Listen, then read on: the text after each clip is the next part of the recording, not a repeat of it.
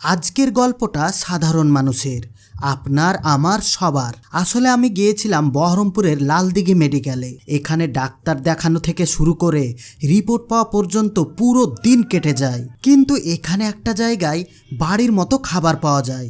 দেখুন মানুষ কত কষ্ট করে এখানে খাচ্ছে। তাই আজকে আমিও এখান থেকেই খাবার কিনবো। একদিকে পরোটা তৈরি হচ্ছে আর আরেকদিকে সাদা শুকনো রুটি তৈরি হচ্ছে।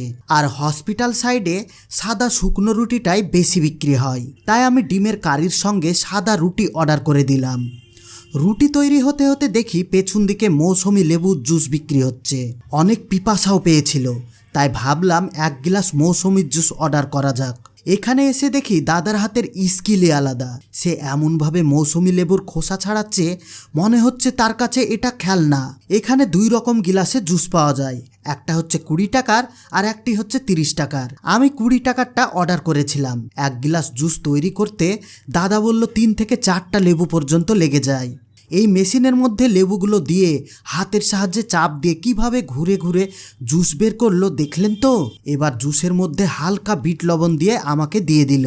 মৌসুমি লেবুর জুস তো অত সুস্বাদু ছিল না, কিন্তু এটা আমার শরীরের জন্য অনেক উপকার। এদিকে জুস খেতে খেতে রুটি বানানো কমপ্লিট। আমি রুটির সঙ্গে একটি ডিমের কারি আর আলুর তরকারি নিয়েছিলাম। 4টে রুটি, ডিমের কারি আর আলুর তরকারি দিয়ে আমার কাছে 40 টাকা দাম নিয়েছে। আমি ভাবলাম আমার কাছে যেহেতু অপশান আছে এখানে বসে না খাওয়াই ভালো, তাই সোজা চলে গেলাম আমার গাড়িতে। এখানে লালদিঘি মেডিকেলের নিজস্ব পার্কিং রয়েছে।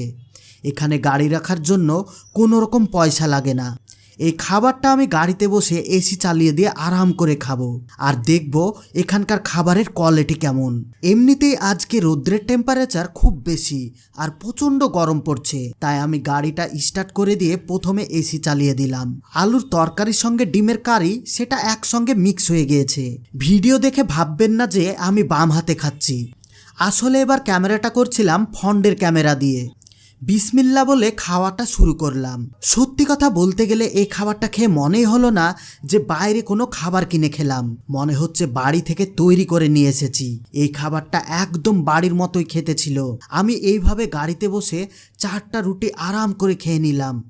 আসলে বহরমপুরে আমি এসেছিলাম একদম সকালে, যার কারণে কিছুই খাওয়া হয়নি। রিপোর্ট করতে 2 ঘন্টা টাইম লাগবে তাই বলেছিল, তাই ভেবেছিলাম একদম বাড়িতে গিয়েই খাবো। কিন্তু এই রিপোর্ট পেতে পেতে আমাদের সন্ধ্যে 7টা বেজে গিয়েছে। আমি খাবার কিনতে গিয়েছিলাম বেলা 3টের সময়। কতক্ষণ না খেয়ে থাকা যায় বলুন।